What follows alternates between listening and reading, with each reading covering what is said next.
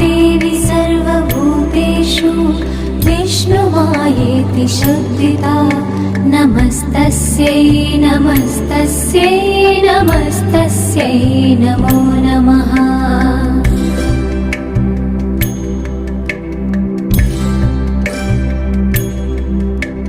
या देवी सर्वभूतेषु चेतनेत्यभिधीयते नमस्तस्यै नमस्तस्यै नमस्तस्यै नमो नमः।